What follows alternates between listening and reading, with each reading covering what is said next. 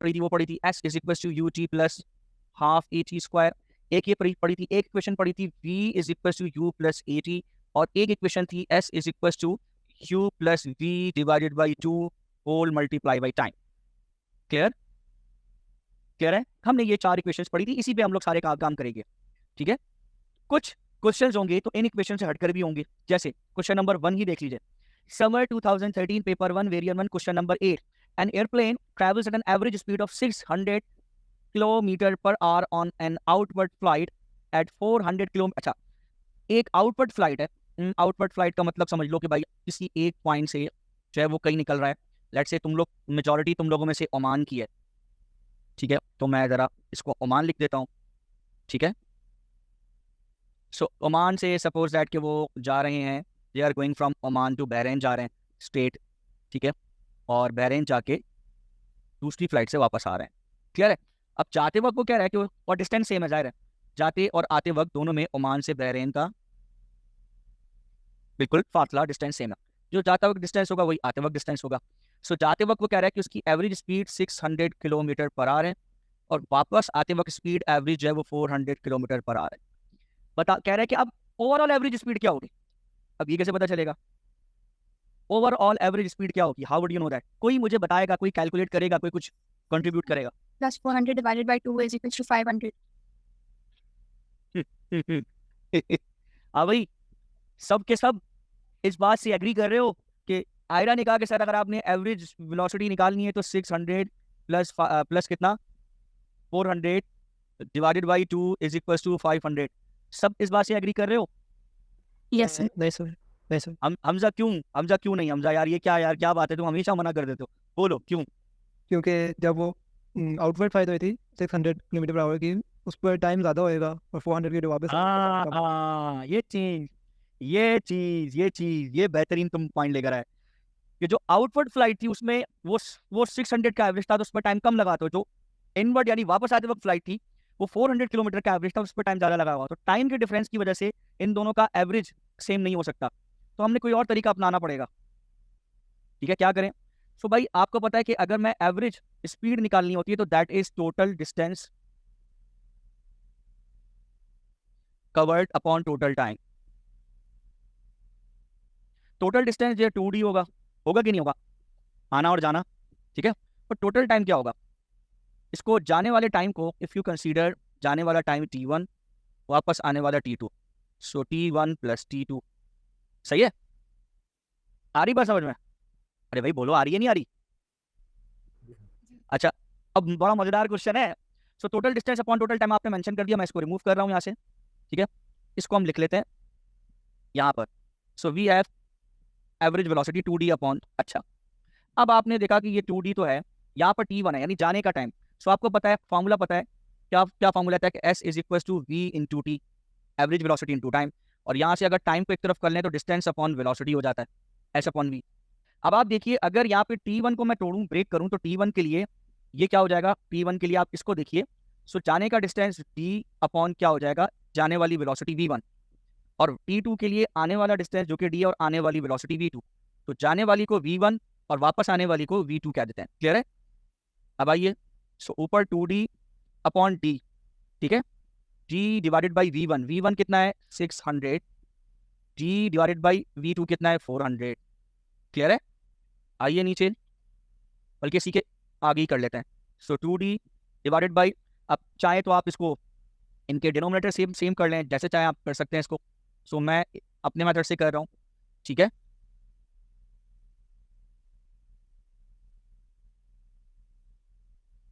ठीक है, आ रही बात समझ में? ये बड़ा फ्रैक्शन है।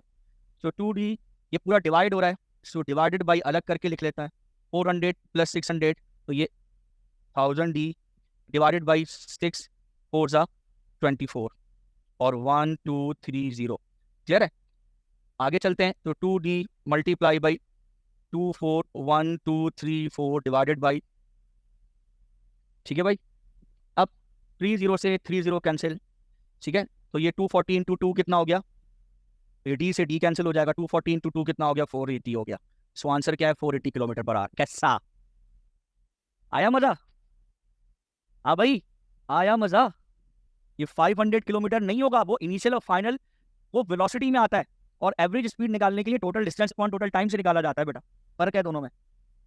Winter 13 paper 1 variant 3 question number 8 on a particular railway a train driver applies the brake of a train at yellow signal. दो सिग्नल्स हैं, एक येलो है दूसरा रेड है, ठीक है। यहां पर ब्रेक अप्लाई करता है, अच्छा भाई कर दो मुबारक को तालियां, ठीक। A distance of 1 kilometre from red signal, red signal से 1 किलोमीटर पहले येलो सिग्नल है, उस येलो सिग्नल पर ब्रेक लगाता है, मतलब ब्रेक अप्लाई करता है, ब्रेक लग गया वो रुक गई ये जरूरी नहीं है, अप्लाई कर दिया उसने, ठीक है। 1 kilometre from a red signal where the train stops, ठीक है। रेड सिग्नल पे ट्रेन रुकती है, येलो पे ब्रेक अप्लाई होता है, और दोनों के दरमियान 1000 मीटर का डिफरेंस है। The maximum deceleration of the train, यानी ए की वैल्यू जो है वो नेगेटिव 0.2 है, दैट इज डिसेलेरेशन कह दो या नेगेटिव एक्सेलरेशन कह दो, एक ही बात है। अगर मैं कहता हूँ डिसेलेरेशन तो मुझे कहना पड़ेगा 0.2 मीटर पर सेकंड स्क्वायर, अगर मैं कहता हूँ एक्सेलरेशन तो मुझे कहना पड़ेगा नेगेटिव 0.2 मीटर पर सेकंड स्क्वायर, क्योंकि डिसेलेरेशन का मतलब ही वो एक्सेलरेशन है जो बैकवर्ड हो, चल तुम आगे रहो और एक्सेलरेशन बैकवर्ड जा रही है, तो दैट इज डिसेलरेशन। तो जब तुम डिसेलरेशन कह दोगे तो नेगेटिव साइन लगाने की जरूरत नहीं है, और अगर इसी को तुमने एक्सेलरेशन बोलना है तो नेगेटिव साइन लगाना पड़ेगा, दिमाग में ये बात रख लो अपने, ठीक है। अच्छा, assuming यूनिफॉर्म डिसेलेरेशन, व्हाट इज, ये यूनिफॉर्म बड़ा अहम है ये, ठीक है। What is the maximum save speed of the train at yellow signal. अब इधर देखो, इसको हम ऐसे ही करते हैं, ऐसे लेके चलते हैं कि भाई ये एक येलो सिग्नल है, ठीक है, और ये एक रेड सिग्नल है, ये आपकी आसानी के लिए बना रहे हैं, ठीक है भाई। वो कह रहा है कि इन दोनों सिग्नल्स के दरमियान जो डिस्टेंस है दैट इज 1000 मीटर, क्लियर है। यहां से उसने ब्रेक अप्लाई किया, ये इसकी इनिशियल वेलोसिटी है जो कि पूछ रहा है, और फाइनल तो आपको पता है वैसे भी फाइनल कितनी हो जानी है, फाइनल यू नो दैट कि फाइनल तो 0 हो जाएगी, क्लियर है। इस दौरान जो डिसेलरेशन है या एक्सेलरेशन नेगेटिव 0.2 मीटर पर सेकंड स्क्वायर। अब देखो इन्फॉर्मेशन क्या क्या है, v है, u है, a है और s की वैल्यू है, v u a s। तो स्वाट में कौन सी इक्वेशन लगेगी भाई, जहां पे टाइम ना हो। तो देखा जाए तो टाइम तो इसमें भी ये नहीं लग सकती, ये नहीं लग सकती, इसमें भी टाइम है, ये भी नहीं लग सकती, तो यही लगेगी 2as is equal to v square minus u square. So लगाइए, so you have 2as is equal to v square minus u square. तो देखिए फाइनल वेलोसिटी 0, ठीक है, इनिशियल वेलोसिटी निकालनी है, और यहाँ पर 2 multiply by negative 0.2 multiply by distance, ठीक है भाई। तो डिस्टेंस आपका कितना हो जाएगा, डिस्टेंस हो जाएगा 1000 मीटर, क्लियर है। सॉल्व कीजिए और यहाँ से u की वैल्यू निकालिए, तो 1000 ये मेरे ख्याल में 4000 हो जाएगा या 400 हो जाएगा, माइनस का 400 इज इक्वल टू माइनस 20 आ रही है वैल्यू। जी जी जी, और u square is equal to 400, और u की वैल्यू स्क्वायर रूट ऑफ 20, और u is square root of 400, और ये आ जाएगा 20। सो p करेक्ट आंसर होगा, क्लियर है। Sir, जी जी, I have a question. ये क्वेश्चन में लिखा हुआ है what is the maximum safe speed. अब सेफ स्पीड का मतलब क्या होता है? सेफ स्पीड का मतलब ये है कि उसको रुकना है रेड सिग्नल पर, ठीक है, फाइनली रुक जाना है। तो येलो सिग्नल पर उसकी मैक्स, इस डिसेलरेशन यानी जो डिसेलरेशन दी हुई है, इस डिसेलरेशन के साथ रुकते हुए मैक्सिमम भागते हुए पीछे से वो जब आ रही है दौड़ते हुए, तो येलो सिग्नल पे उसकी क्या स्पीड मैक्सिमम वो रख सकती है कि जो रखे तो रखते हुए आगे जाए तो रेड सिग्नल पे आसानी के साथ वो रुक जाए। किस डिसेलरेशन के साथ, इस डिसेलरेशन के साथ, ये वाली के साथ वो रुक जाए, ठीक है। तो ये जो मैक्सिमम स्पीड है इसको वो सेफ स्पीड कह रहा है, खत्म कहानी, क्लियर है, और कोई रीजन नहीं है, ठीक जी, ठीक है। in order that a train can stop safely, it will always pass a signal showing a yellow light before it reaches a signal showing a red light. Drivers apply the brake at the yellow light, and this result in a uniform deceleration to stop exactly at red light. The distance between the red light and yellow light is x, ठीक है। एक yellow light है और एक red light है, चलो उसकी बात कर लेते हैं। सो यहाँ पे कोई येलो लाइट है, ठीक है भाई, पता नहीं नजर अभी आ रहा है आपको, नहीं आ रहा, और आगे इसको हम बॉक्स में कर देते हैं, ठीक है, और आगे एक आपकी रेड लाइट है, ठीक है, और आगे एक आपकी रेड लाइट हो जाएगी, इस तरफ कोई रेड लाइट है, अज्यूम दैट, ठीक है। अच्छा मामला ये कि, ठीक है, अब इशू क्या है कि यहाँ से यानी इस येलो लाइट को उसने ब्रेक अप्लाई किया, और उसको पता है कि उसने यहाँ जाके फाइनली रुकना है, यहाँ उसकी स्पीड 0 हो जाएगी। सो इक्वेशन अगर मैं अप्लाई करूँ 2as, या अगर मैं थोड़ा सा ऐसे अप्लाई करूँ, कि v square minus u square is equal to a s. अगर मैं ऐसे अप्लाई करूँ और मुझे पता है कि एक्सेलरेशन जो है वो मेरी नेगेटिव में है, सो मैं और फाइनल वेलोसिटी 0 है, तो 0 square minus u square is equal to 2 into negative a times s. इन दोनों के दरमियान का डिस्टेंस एस है। क्लियर है? So minus u square is equal to negative का 2as, नेगेटिव से नेगेटिव का cancel, so u square is equal to 2as। अब सुनिए, वो कह रहा है कि the distance between red and yellow light is x। उसने इस डिस्टेंस को क्या कर दिया? x कर दिया। चलिए x कर दीजिए, आप भी x कर दीजिए। वो कह रहा है कि if the speed of train is increase by 20%। अब आप लोग मुझे ये बताइए कि आप में से कितने लोगों ने ऊबर पे सफर किया है कभी जिंदगी में? ऊबर पे किसी ने ऑनलाइन टैक्सी ऊबर पे सफर किया है? एक दफा किया होगा। एक दफा किया। बाकी आप लोगों ने किसी ने सफर किया है? मैंने नहीं किया तो कीजिएगा। उसमें एक सर्ज फैक्टर होता है। अक्सर जब कभी राइड्स नहीं मिलती, एक सर्ज फैक्टर होता है। वो लिखता है उस पर कि आज का जो रेट है वो मल्टीप्लाई बाई 1.2 है। क्या मतलब? कभी लिखा होता है आज का रेट 1.5 है, कभी लिखा होता है आज का रेट 1.7। क्या है? प्राइसेस बढ़ जाती है। प्राइसेस बढ़ जाती है। अगर आपका किराया लेट्स सपोज 500 है और ये फैक्टर है, तो मल्टीप्लाई बाई 1.2 कर देते हैं आप। क्लियर है? कि 1.2 को डीपली देखो, इसका मतलब क्या है? इस 1.2 का मतलब है कि भाई इसको ब्रेक करो 1 प्लस 0.2 में। तो ठीक है, अब 500 है, इस 1 को लिखते हैं हम 100%, और 0.2 का मतलब होता है 20%। आई समझे बात? यानी 100% तो किराया चार्ज होगा, फेयर चार्ज होगा, वो 20% एडिशनल चार्ज होगा। तो ये दोनों ऐड होके 1.2 बन जाते हैं। 100% का मतलब डिवाइड बाई 100 डिवाइड बाई 100 करो 1, 20 डिवाइड बाई 100 करो, आंसर आता है 0.2। तो ये दोनों ऐड करो। परसेंट के साइन का मतलब ही होता है 1/100। सो यहाँ परसेंट का मतलब 1/100, तो 100 डिवाइड बाई 100 ये आएगा 1। ठीक है? और 20 डिवाइड बाई 100 ये आएगा 0.2। समझ आई बात? सबको समझ आ गई? कोई प्रॉब्लम? नहीं।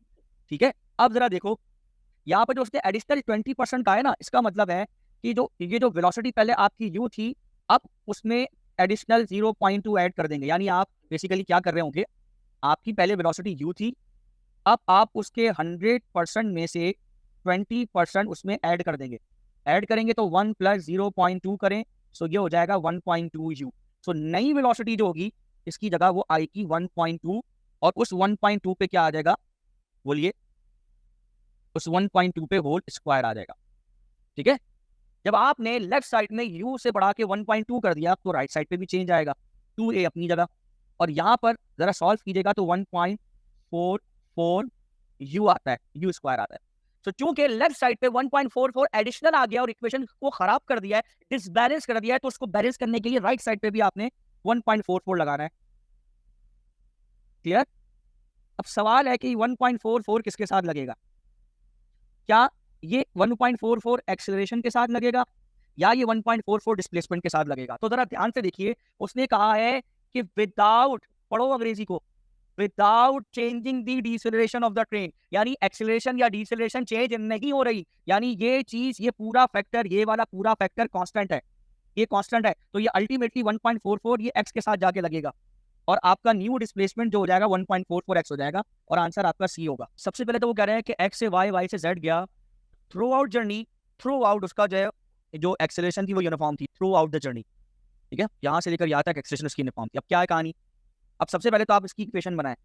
इनिशियली जब वो इस पॉइंट पे था, स्टार्टिंग पॉइंट पे था, स्टार्टिंग पॉइंट पे उसकी इनिशियल वेलोसिटी आपको नहीं पता। सबसे पहले कंसीडर करें मोशन x से लेकर y तक का। तो x से लेकर y तक का अगर कंसीडर करें तो इस जर्नी के अंदर इनिशियल वेलोसिटी, तो आप इक्वेशन यूज कर सकते हो कि क्या क्या दिया हुआ इसने, उसने आपको टाइम नहीं दिया हुआ और एक्सेलरेशन के बारे में पूछ रहा है। चले आए करते हैं। टाइम दिया हुआ है, बल्कि देखिए टाइम है, इधर देखिए क्या क्या चीज़ है। टाइम है यानी t की वैल्यू है, और एक्सेलरेशन निकालने के लिए कह रहा है, और डिस्टेंस दिया हुआ है। तो इन तीनों से एक बात तो पता लगती है कि आपको एक इक्वेशन यूज करनी है, ut plus half at square, ये इस्तेमाल करनी है कि इन्फॉर्मेशन इन तीनों के गिर्द घूम रही है। सही है? तो s is equal to ut plus half at square. So s is equal to ut plus half at square. सबसे पहले x से लेकर y तक। सो अब यहाँ तक का जो टोटल डिस्टेंस है that is 40 metre. Initial velocity आपको नहीं पता तो उसको u कंसीडर करें। शुरू के x से लेकर y तक का जो टाइम है वो 6 है, तो 6 लिखिए। तो अब ये इक्वेशन हो गई, प्लीज इसको लिख लीजिए। अब मैं दूसरी इक्वेशन बनाने जा रहा हूँ।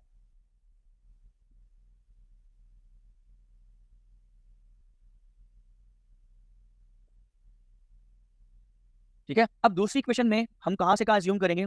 हम अज्यूम करेंगे कि पूरा पूरा जो जर्नी है वो x से लेकर z तक। पूरा जर्नी एज्यूम करें, दोबारा से ये इक्वेशन लगेगी s is equal to u t plus का हाफ AT स्क्वायर। अब s कितना है शुरू से लेकर आखिर तक, s कितना है, ठीक है, जाहिर है वो भी 40, ये भी 40, ठीक है, वो भी 40, ये भी 40, 40 प्लस 40 कितना हुआ, 80 हुआ।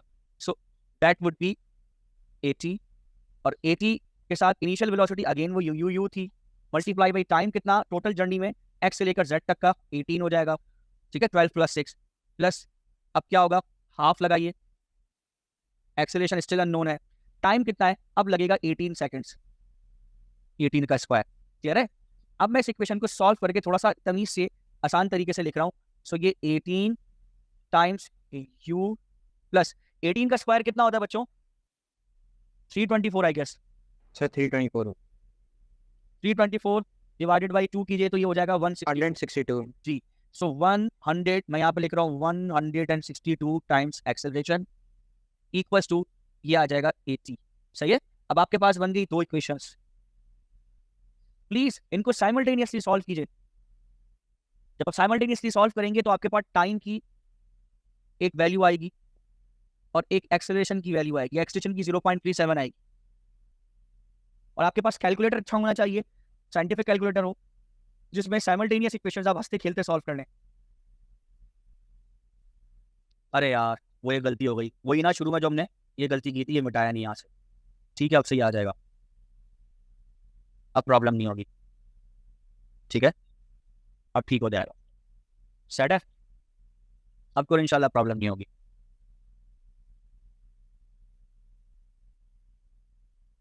सर वही मेरा क्वेश्चन था क्योंकि आपने 6 लिखा हुआ था और मुझे हाँ वो मैंने ठीक कर दिया, अच्छा सही ठीक कर दिया उसको। ये सर मेरा ए आ रहा है। सबका ही आएगा, हो गया सबका,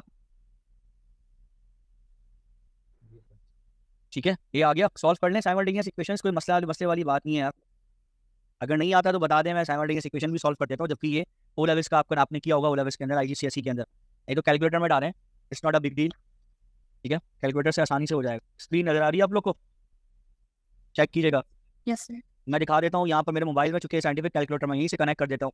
तो ये नीचे आएंगे तो पॉलिनोमियल वाली ये ANX plus BNY equals to CN, ये solve system equations two unknown, ठीक है, ये ऊपर से 1 2 3 थर्ड नंबर पर है, ऊपर से थर्ड नंबर पर देख लीजिए, ठीक है। तो इस पर मैंने क्लिक किया तो इस पर मैंने पहले से वैल्यूज डाली हुई थी, ठीक है।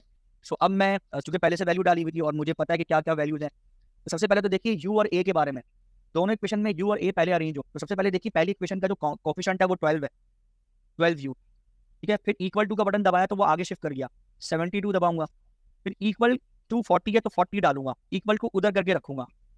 फिर दूसरी इक्वेशन में देखिए 18 है तो 18 रखा, फिर दूसरे में 162 है तो वो रख दिया, और फिर अब 80 है तो 80 रख दिया, क्लियर है। अब सॉल्व करूंगा तो देखिए इक्वल टू के बटन में एक आ रहा है 1.11 और दूसरा आ रहा है 0.37, सो देखिए 0.37 जो है it is the right answer, ये हमारा एक्सेलरेशन था। तो पहला वेरिएबल जो हमने जो लिया था, यानी ए के साथ जो लिखा था, जो भी ए के साथ लिखा था वो हमारा क्या था, यू था, और जो हमने बी के साथ लिखा था वो हमारा एक्सेलरेशन था, ठीक है।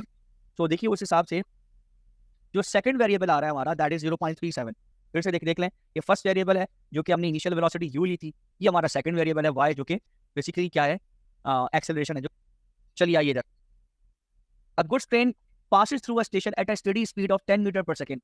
An express train is at rest at the station. The express train leaves the station with a uniform acceleration of 0.5 meter per second square.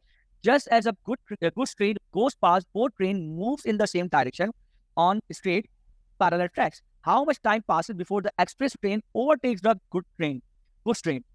कहानी है कि इस तरह का सवाल जब आप ई-कैट की तैयारी कर रहे होंगे, मुझे नहीं पता आप में से कितने स्टूडेंट्स हैं जो बाहर की यूनिवर्सिटी से जाके बैचलर्स करेंगे, अगर लोकल यूनिवर्सिटी से पाकिस्तान आके बैचलर्स करेंगे तो याद रखिएगा यहाँ पे ई-कैट की प्रिपरेशन होती है, और ई-कैट या एमडी-कैट की प्रिपरेशन के दौरान भी इस तरह के क्वेश्चंस फेडरल बोर्ड और लोकल बोर्ड्स के अंदर भरे हुए हैं, ठीक है। तो ये क्वेश्चन जो ए लेवल्स का ये उनसे लिंक करता है, तो इस क्वेश्चन को जरा ढंग से कीजिएगा। बताइए क्वेश्चन कैसे होगा, मैं दोबारा बता देता हूँ, ठीक है। एक गुड्स ट्रेन है, दो ट्रेन है बेसिकली, ठीक है, ठीक है, इसको ऐसे बना देते हैं। तो ये एक गुड्स ट्रेन है, ठीक है, और दूसरी ट्रेन जो है वो है ये है passenger train I guess, express train, या इसको पैसेंजर ट्रेन कहना है, कुछ भी कहना है, ठीक है, ये एक्सप्रेस ट्रेन है, ठीक है। अब गुड्स ट्रेन क्या कर रही है, वो स्टेशन से पास कर रही है, वो जा रही है कांस्टेंट स्पीड से, ठीक है, ये कांस्टेंट स्पीड से जा रही है गुड्स ट्रेन, ठीक है, ये जा रही है,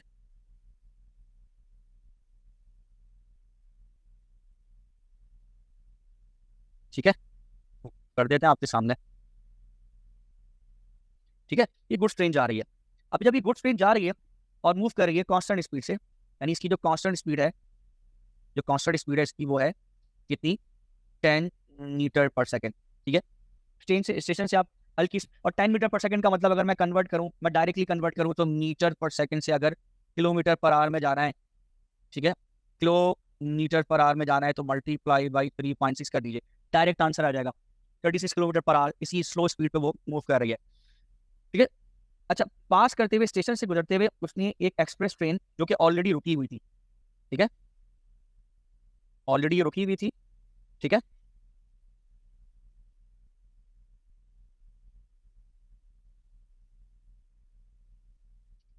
ठीक है। अच्छा, इसका ये हटा देते हैं, ठीक है। अब ये है सिचुएशन, अब आप देखिए, तो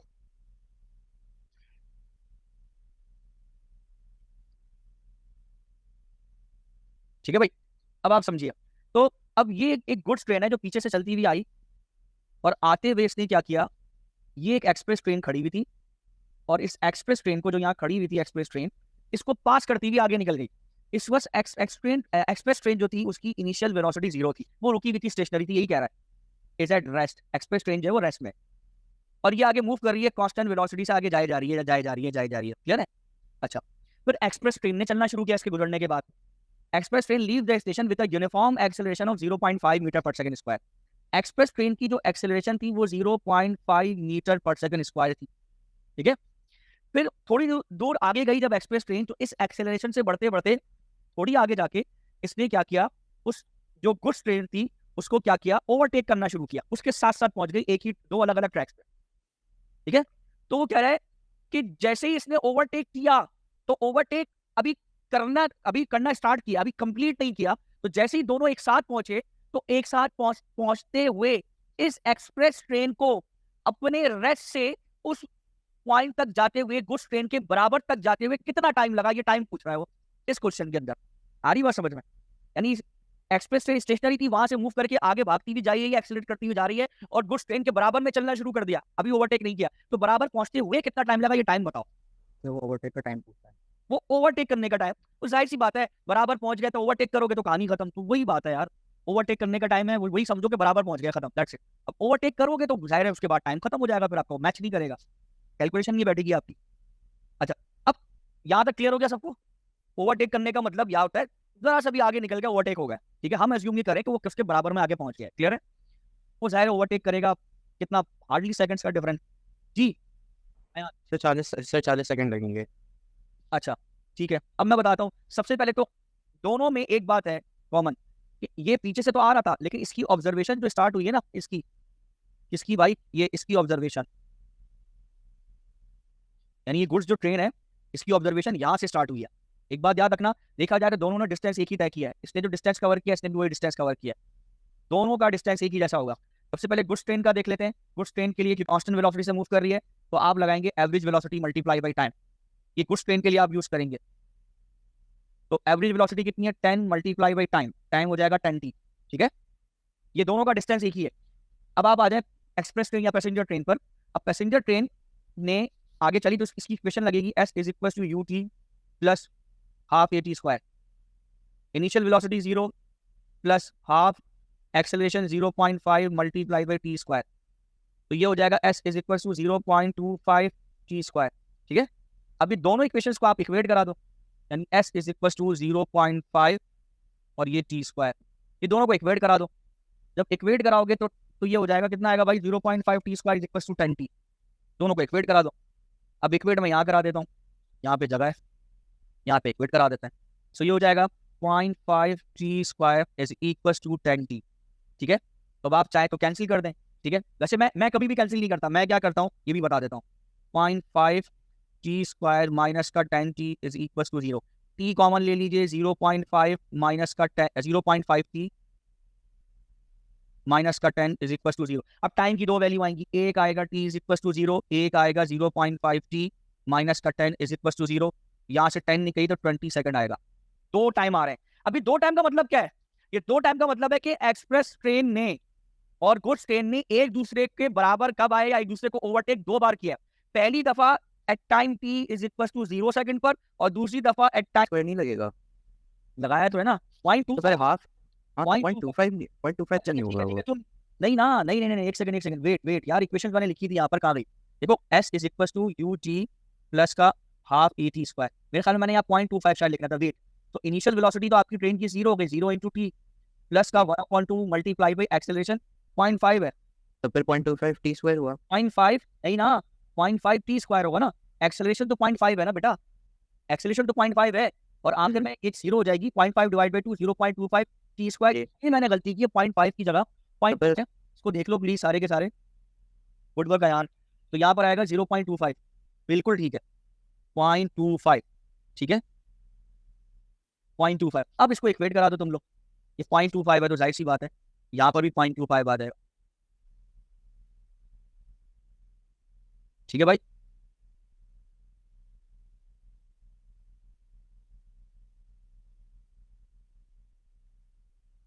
ठीक है, तो ये 40 आ जाएगा, ठीक है। अप्रोच हमारी बिल्कुल ठीक है, अप्रोच में हमारी कोई प्रॉब्लम नहीं है, क्लियर है, अप्रोच इज राइट। वो जाहिर है वो आखिर में 0.5 को हमने डिवाइड नहीं किया 2 से, तो इस वजह से हमारा आंसर गलत आया। Anyways move to the next one. जी भाई, विंटर 2008 पेपर 2 क्वेश्चन नंबर 2 कौन करिएगा ये वाला क्वेश्चन? चले मैं आपको क्वेश्चन दे देता हूँ, आप ट्राई कीजिएगा घर पे। बहुत सारे क्वेश्चन हमने कर लिए, लिख लीजिए विंटर 2008 पेपर 2 क्वेश्चन 2, ये लिख लीजिए अपने पास, ये नोट कीजिए।